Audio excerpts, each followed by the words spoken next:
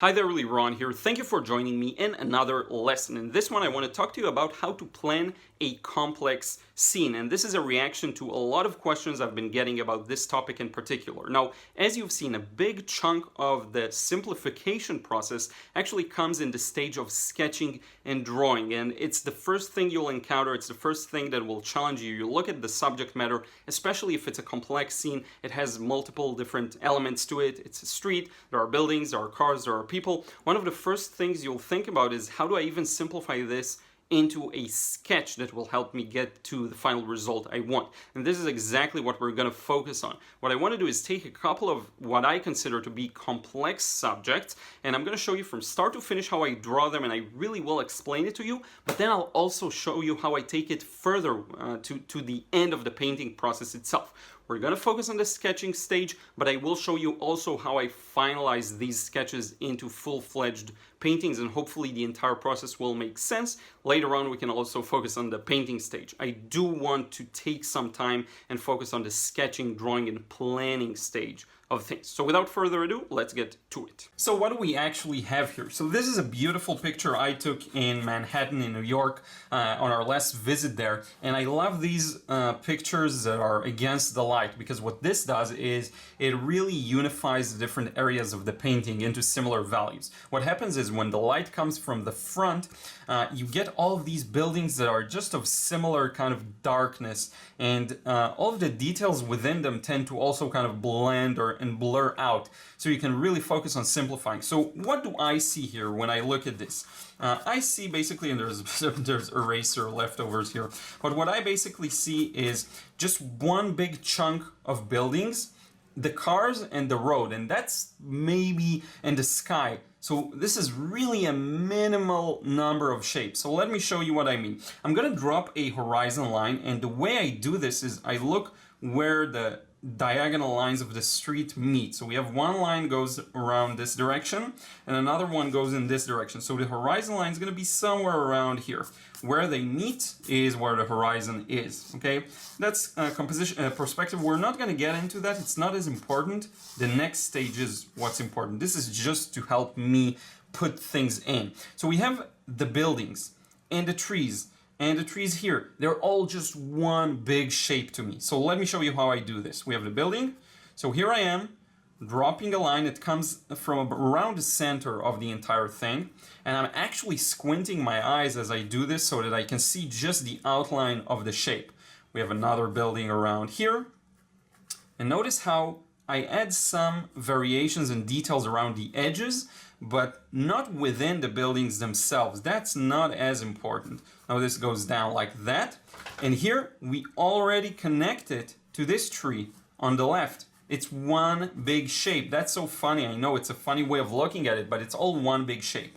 Okay? And by creating a drawing that is simplified to begin with, you psychologically and mentally support your ability to keep it simple. Okay, now look at the tree here. There is a distinction in value between the buildings in the background and that tree. So I'm actually going to get that tree in as well, individually, separately from the rest of these buildings. Okay, it's an experiment right now. I don't know exactly what will come out of it. Okay, but these trees on the left are all, for me, to me, they're one big shape. They actually connect to the cars here in the shadow. So now I want to put in the road because that's going to help us with the rest. So the left edge of the road is about a quarter from the entire painting's length horizontally. So around here, and that goes on to the vanishing point. That's a little to the left, a little at an angle, something like this. Okay, it's just to help us put in the rest of the elements. This isn't really meant to be necessarily a shape or one of the major shapes. Okay, it's not. It's just to put in the larger sections. Now look at all this area. This is one shape to me. There's nothing here that will require separation. Okay, now when we get down from the trees and onto the road, we have a couple of cars. We have this shadow here. So let's put in this large shape of shadow. That's another one continuous shape. And this shadow is very squeezed because remember, we're looking at it, it's on the ground. We're looking at it at an angle. And this shadow connects to the cars here on the left. So these are all one shape, and this car on the left connects to this tree.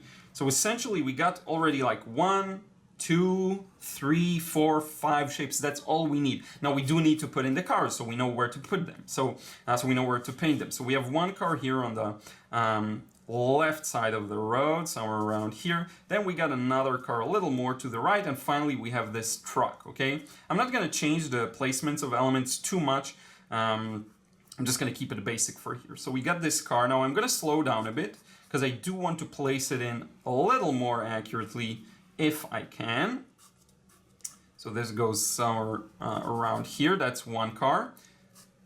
Back side, and you can see a little bit of its left side, and that includes the shadow, by the way, under the car. The car ends somewhere around here, and the tires and everything connects to its shadow.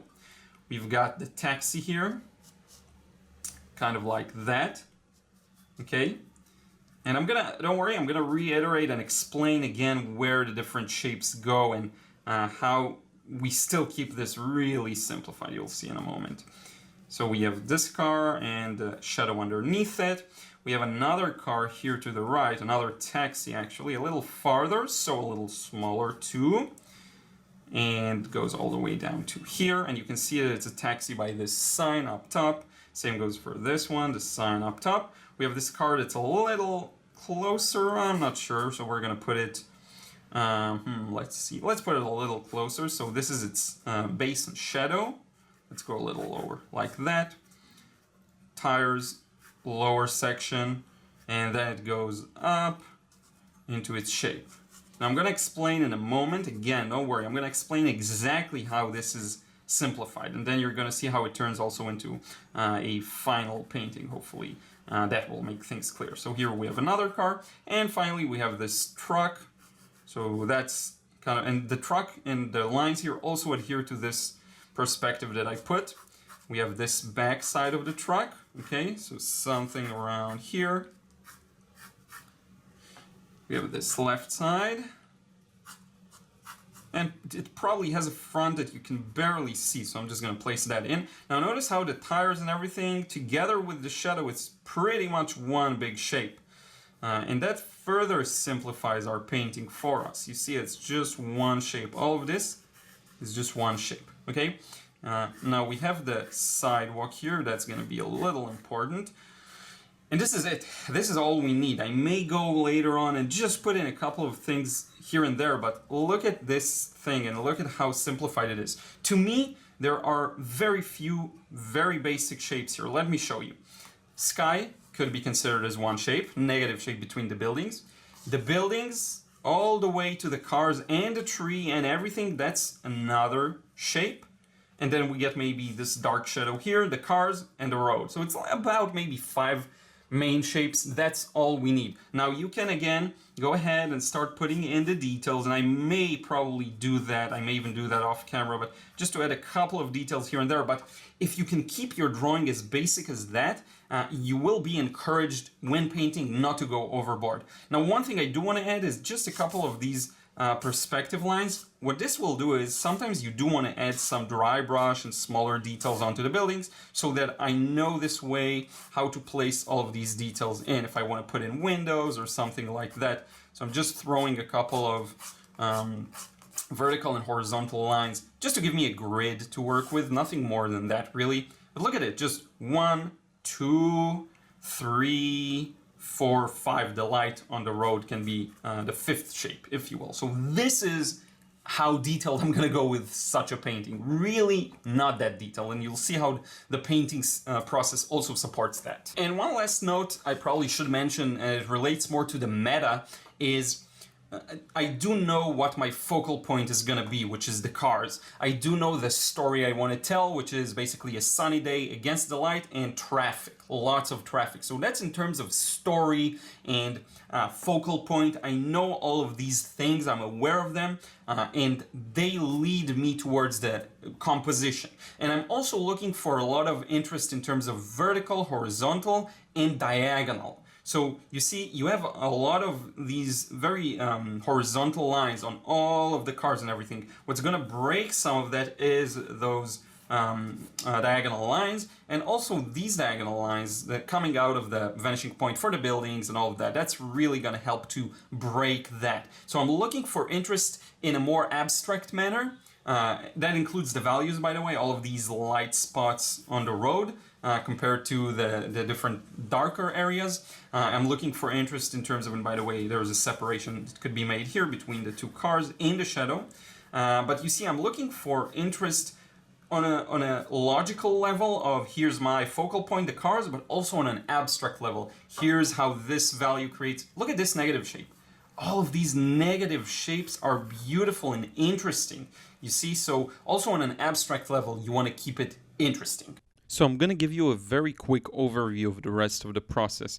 The first layer here is really like an underpainting, meaning I don't really discern between many objects. I only look for the highlights. Everything else gets kind of a colorful treatment, and I put there whatever color I feel like is there. So the buildings feel a little warmer. I gave them a red undercolor. The trees, obviously green, sky blue, and so on. For the next wash, that's when I actually start discerning and creating some of the shapes, and starting with the cars because these are my focal point. This is a part of the idea I wanted to convey of a busy street with lots of cars, lots of activities, lots of action in that regard.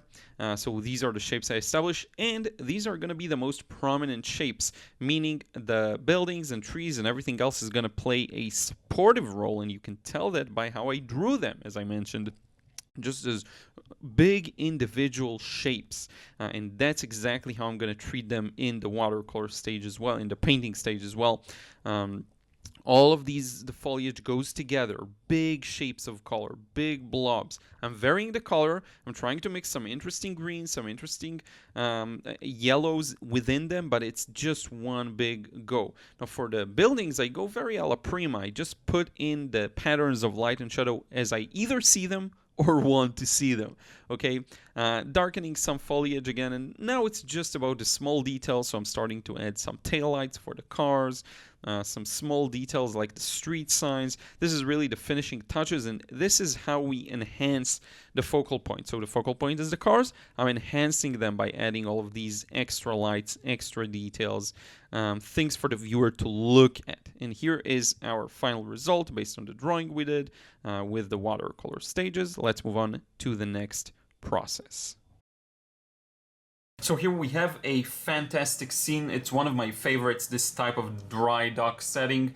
Very often you'll see beautiful contrasts between the boats and the backgrounds. And of course, because you got the edge of the dock, you get basically a very dark wall that really showcases the light shining on the boat. So I think it's a really nice setting and nice setup to paint, especially plein air. Too bad we don't have much of these around. But what I want to get at is, how do I go about, again, building this, drawing this? My piece of paper isn't too big, as you can see here, but you don't need much space necessarily. You do need to plan things out. So here's how I look at it. There's the central boat in the middle, and one thing I really love is to, because everything that's above in the, let's say, upper half of the scene is pretty much packed with information, what I want to do is leave a bit of a gap down below to lead us into that. And it's beautiful, it's ready-made, because you have these beautiful ropes that lead us into the first boat, and then we can start traveling with our eyes and look at the other boats. So this is one thing I really love about it, which is why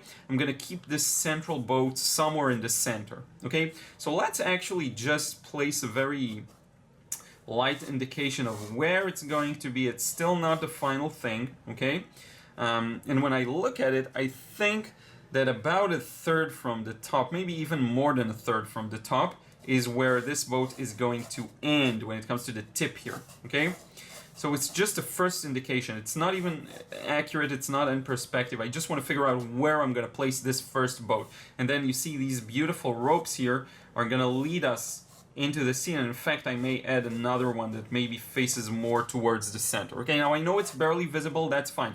We're not looking at what's there yet, just the fact that it is there. Now we have another kind of a boat to the right, so that's something I do want to get in, and it contrasts beautifully with the tip here. So it leaves this very nice dark to light contrast.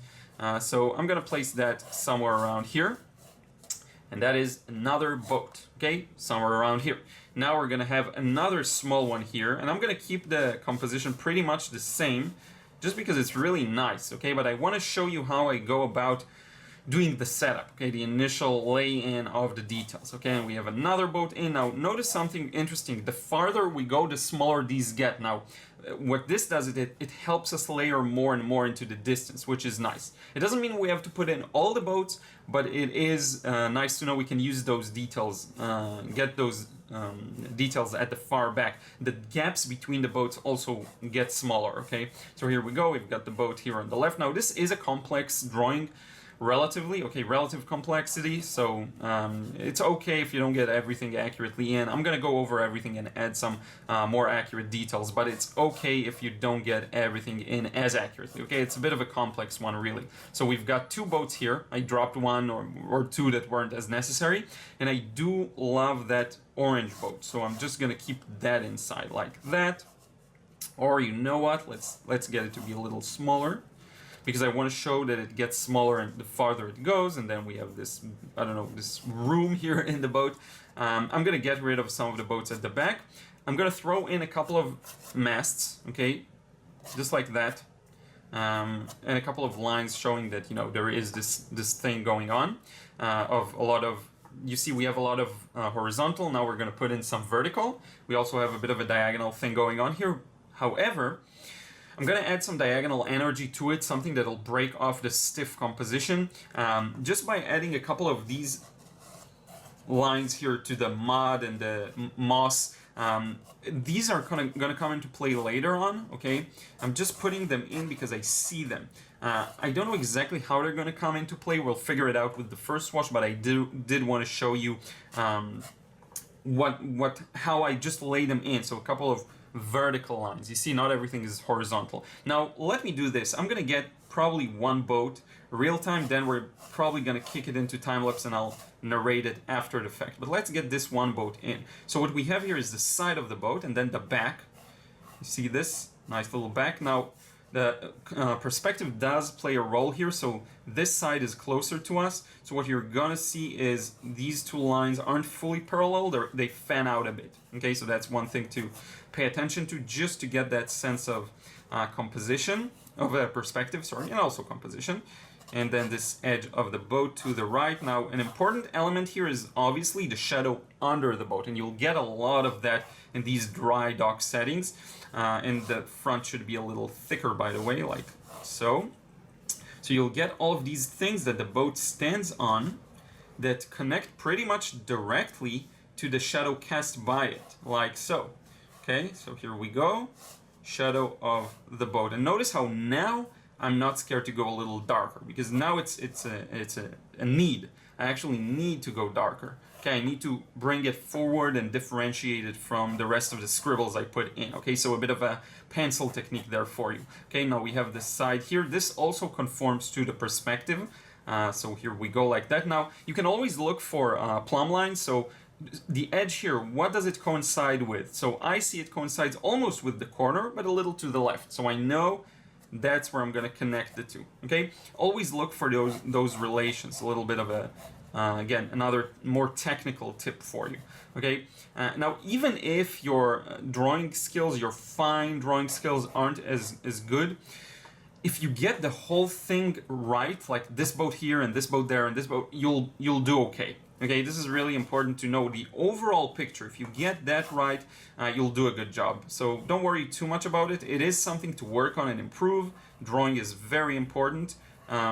But it's just another element that you want to work on and improve with time, okay? This is all entirely in the shadow, and we pretty much got the main, I'd say, focal point boat here down the center. Now I'm gonna move on to the rest, and we're gonna kick it into time-lapse probably, and I'll edit it and narrate it after the fact. So believe it or not, this is actually the hard part is really done.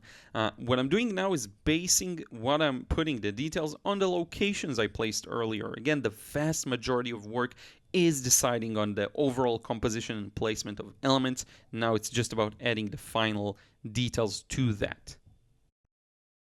So we've got pretty much all of the lane. We can now go ahead and paint, but I do want you to note how there is simplification here in almost any level possible. Like I removed some details. So this boat here no longer exists. This one here no longer exists. One between this one and this one, I removed it. So you can simplify greatly by removing elements, as long as the viewer's eye can travel from here to here to here to here, have all these interesting details, have this wide gap down below. As long as it can have that experience, I'm fine with removing some of the details, okay? Now, another simplification is in the level of details in every boat, okay? I did not draw and sketch each and every small detail within them.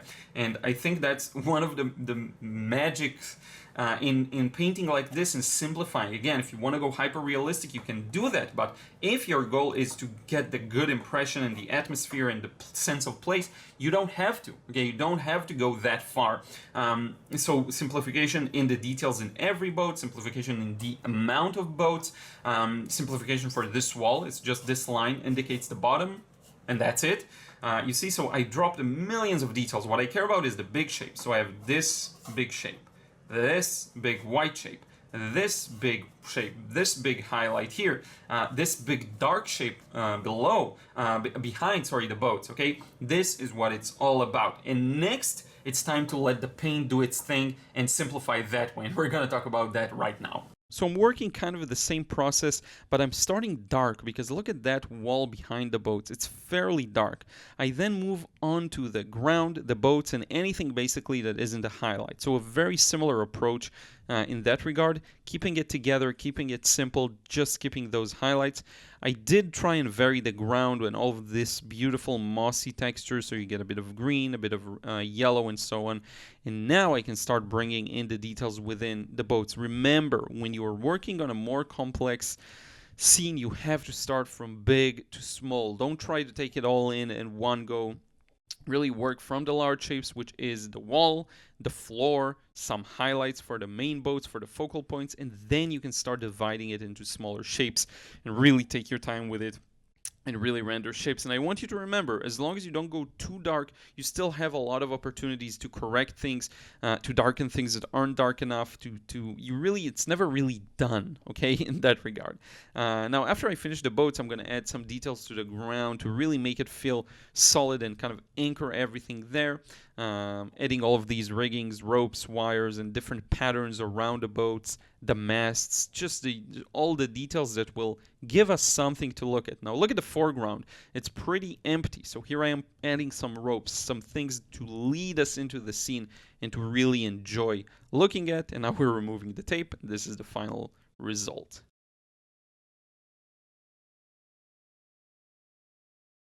Okay, so I hope seeing these multiple examples helps you understand how to approach the very beginning stages.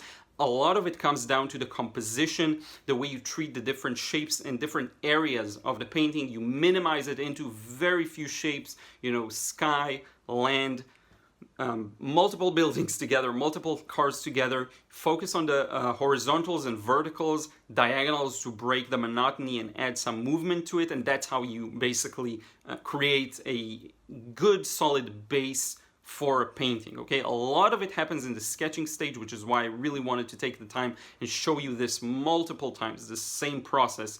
I think it's one of the most fun stages because you're still not committed to anything. You can pretty much change things around all the way till the very point you start painting, and even later. This is what you'll learn with experience. Take the sketch you have and modify it in the painting stage when you suddenly notice something a little different, something that works a little differently. In the beginning, though, you will feel constrained to the sketch you made. You may feel that way, so I just want you to have that in mind and use that to build a strong basis. So I hope that was helpful. And with that, when you're ready, I'll see you in the next lesson.